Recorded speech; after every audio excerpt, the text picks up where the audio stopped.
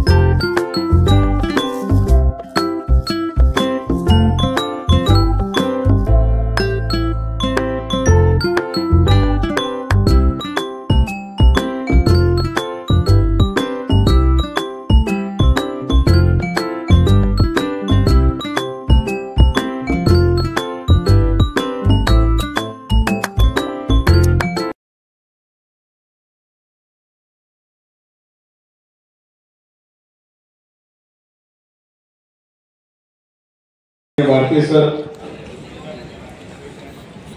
नांदेडचे कर्तव्यदक्ष पोलीस अधीक्षक आदरणीय अविनाश कुमार सर, आपले प्रमुख वक्ते प्राध्यापक विठ्ठल कांबळे सर आणि माझे अगदी विद्यार्थी चळवळीपासून 20 वर्षापासूनचे सहकारी, म्हणजे आम्ही विद्यार्थी आंदोलनापासून सहकारी आहोत असे सहकारी आणि आजचे बर्थडे बॉय आदरणीय प्रशांत भाऊ इंगोले, सर्व मंचावरील सर्व मान्यवर सर्व मान्यवरांना त्या ठिकाणी नाव घेऊन मी आपल्याला एवढंच सांगणार आहे की इथं सगळे जे बसलेले आहेत त्या क्षेत्रामध्ये त्यांनी दैदप्यमान असं यश प्राप्त केलेले सगळे आहेत आणि आम्ही सुद्धा चळवळीचे कार्यकर्ते काही अडाणी लोक नाहीत. प्रशांतजी इंगोले इंजिनियर आहेत, मी स्वतः LLB LLM आहे आणि मी सर NDA ची 2 वेळा UPSC पास झालेलो माणूस आहे सर. मी सैनिक स्कूल साताऱ्यामध्ये शिकलेला स्टुडंट आहे आणि आपल्या सगळ्यांना सांगतो, जरी आम्ही चळवळीत जरी असलो तरी इथं सुद्धा आम्ही आपल्यासाठी काम करतोय. विद्यार्थी आंदोलनातून पुढे आलेले आम्ही सगळे कार्यकर्ते आहोत. तिथे फारुख सर पण आमच्या इथे उपस्थित आहेत. आम्ही सगळे विद्यार्थी चळवळीतून आलेले व्हेरी एज्युकेटेड सगळे कार्यकर्ते आहोत. फक्त आम्हाला सर्वोदय सरांसारखं काही ऑफिसर होता आलं नाही म्हणून इकडे तुम्हाला जनतेमध्ये लढायचं काम आम्ही करतोय. आणि म्हणून सगळ्या माझ्या विद्यार्थ्यांना एकच सांगणं आहे, इंजिनियर प्रशांत इंगोले यांच्या वाढदिवसानिमित्त आपण हे करिअरचं मार्गदर्शन ठेवलेलं आहे. आता क्लिअरली आपण सगळ्यांनी करिअरवर फोकस करा. आदरणीय व्यासपीठ आणि सर्व डिग्निटरीज जे आपण स्टेजवर आहात, सर्वांना खूप खूप धन्यवाद आपण मला बोलावल्याबद्दल फर्स्ट ऑफ ऑल.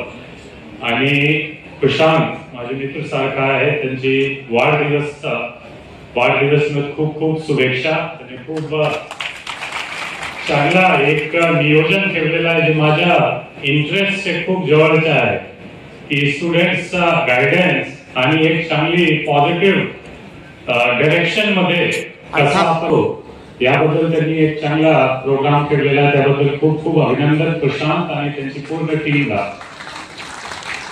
तसेच व्यासपीठवर सर्व आमचे काही मित्र पण आहात इथे. तसेच धर्मगुरू भंतेजी, आदरणीय भंतेजी पण आहात, त्यांना पण खूप खूप धन्यवाद इथे वेळ दिल्याबद्दल. आणि मी 3-4 गोष्टी आहे जे सांगणार. मला वाटतं की जे आमचे मित्र अविनाश भोसीकर साहेबांनी सांगितलं आहे, जसा आपण सोशल मीडियावर +1 करतो, तो फर्स्ट ऑफ ऑल मी +1 करतो जे अविनाश ने ऑलरेडी सांगितलं आहे की मराठवाड्यामध्ये जे आमचे एक्सपिरियन्स आहे, मी परभणीमध्ये होतो, नंतर नांदेडमध्ये सुद्धा जवळपास 3 वर्ष झाला.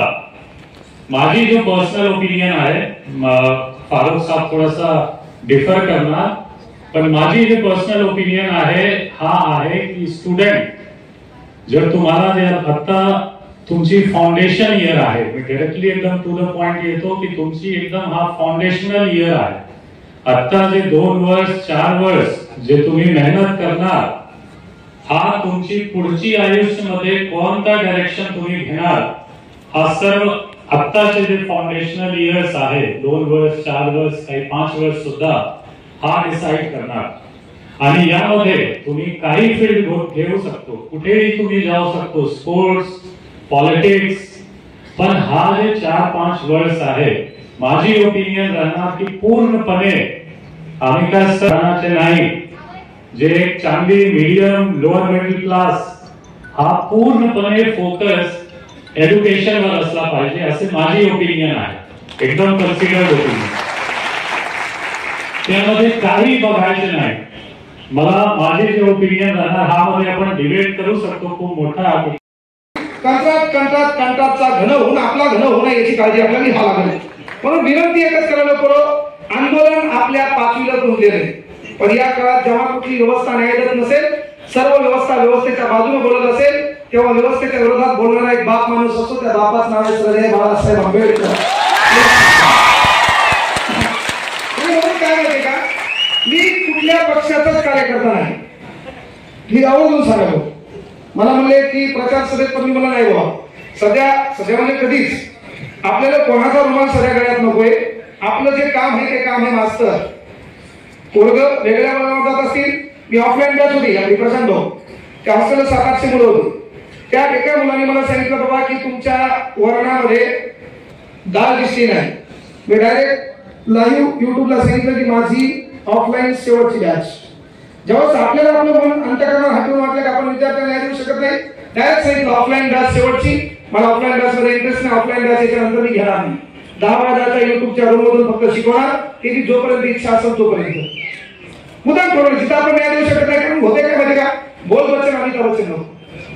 ले लोक इथं एवढं भारी बोलतात आणि माघारी परफेक्ट कार्यक्रम ठोकतात.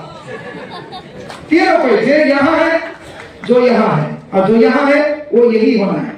होते काय माहिती का, प्रत्येक जण आहे. मी गरीब होतो, मैंने अभ्यास केला, 15-15 तास अभ्यास केला, आता मी अधिकारी झालो, आता मी गरीबाचा परफेक्ट कार्यक्रम ठोकणार आहे. अल्पाराव पाहिजे आपण एक बाई बॅस करून फेकती. अल्पारावचा व्हिडिओ आहे. अधिकारी व्हा तुम्ही, कारण का तू कॉन्स्टेबल झाला पाहिजे, पोलीस झाला पाहिजे, चौकात उभा राहिला पाहिजे, हातात किंवा दंड असला पाहिजे, अरे तुला बीएनएस पूर्ण पाठ असला पाहिजे. रस्त्याने चालताना एखादा गोरगरीब दिसला, ज्या पद्धतीने एखादा रेडा दिसला, बढियापैकी त्याने रेबनचा गॉगल घातलेला, पांढरे कपडे घातलेले, त्याला जो नियम आहे तोच नियम तो गोरगरिबासाठी वापरला पाहिजे. तर तू खऱ्या अर्थानं अधिकारी झाला पाहिजे. त्याच्या गरीब आहे बाजून घे आणि मुकाटे 100 दे. झोपेत आट्या घेणार तुला, झोपेत मेजर आट्या. खरं हे विनंती आहे. आणि एक गोष्ट करू, काही करा, फक्त विनंती हे करावी तुम्हाला, जरासं चेहऱ्यावर स्माइल ठेवू द्या. तर तुम्हाला ताण कोणाचा माहितीये का, तू लोकांच्या रील पाहायला, आणि लोकांच्या रील पाहिल्यामुळे तिला रिअल लाईफला घोडे लागले विनाकामाची. ती रिअल लाईफ आहे, काही घेणं नाही. मी तुम्हाला सांगितलं, मी आरशात भान पाडताना 3 चेहरे पोड आपले. आरशात भान पाडताना 3 चेहरे आपले. एक चेहरा मी भान पाडताना जगाला कसा दिसायला पाहिजे, दुसरा चेहरा मला अपेक्षित मी कसा आहे, आणि तिसरा चेहरा मायच्या मोहम्मद माहिती मी किती हरामखोर. तो तिसरा चेहरा का, तो चेहरा आरशात भान पाडताना मला पाहिजे यू आर ग्रेट. कोणत्याच मायकाला सर्टिफिकेटची गरज नाही. तो तिसरा चेहरा यू आर ग्रेट. आपलं काम नंबर 1, बाकी दुनिया चलती है, कोई मतलब नहीं है. अगर तुम्हारे पीठ पीछे तुम्हारी बात हो रही है, इसका मतलब तुम्हें कोई बात है. अगर पीठ पीछे तुम्हारी निंदा हो रही है, इसका मतलब तुम जिंदा है. बाकी आयडिया करायचा विचार करायचा नाही. आपलं काम नाही आहे लोकांप्रती आहे. हे बा, पैसा जगात जगण्यासाठी पैसा लागतोच. मी लय मोठा वक्ता आहे, लय मोठे सबस्क्रायबर, समजा मी यायचं भाषण द्यायला स्टेजवर आलो असतो, तो इम्प्रेशन पडलं नसतं. काय काय फॉर्च्युनर असं गरजेचंच ना. येणाऱ्या दुसरी घेऊ. हा फक्त तू हा कार्यक्रम ठोकून नाही. जे आपले कष्ट प्रामाणिक आहे, लेकरांना न्याय देखील 15-16 रुपये 17 रुपये व्याज करण्याचा उद्देश. याच नांदेडमधल्या एका मुलीचा फोन आला, तिचं माहेर आमच्या इथलं लोकमान्य नगर आहे. त्या मुलीच्या सासऱ्याला म्हणजे घरच्याने लग्न लावून दिलं, मायबाप नव्हते, चुलत्याला लग्न लावून दिलं आणि काहीतरी घरावर ताबा केला. म्हणजे ही गोष्ट इथं बोलायला धमक लागते. त्या मुलीच्या घरच्यावर ताबा केला, घरी भाऊ नाही, कोणीच नाही. 2 महिने मोठीचं लग्न झालं, हिचं लग्न झालं. याच ठिकाणी तिचा नवरा बढियापैकी काम करायला, पण नवऱ्याची इच्छा शिकवायची नाही, कारण परिस्थिती आली आहे. तो डोर नीट करण्याचं काम करतो. ॲल्युमिनियमचे डोर असतात ना, त्याचं काम करणार तिचा नवरा. आणि त्या मुलीने मला फोन केला की सर, मी तुमची एक बॅच घेतली आहे तलाठी भरतीची. बॅचची फीस होती 999. केवळ गोलबच्चन म्हणून काम करू नका. कोणाच्या भाषणात काही धुरा फरक पडत नाही. आमच्या काळात कोणाची भाषण नव्हती. आमच्या काळात लोक म्हणायचे मंजिले उन्हीं को मिलती है जिनके सपनों में जान होती है. काही नसते.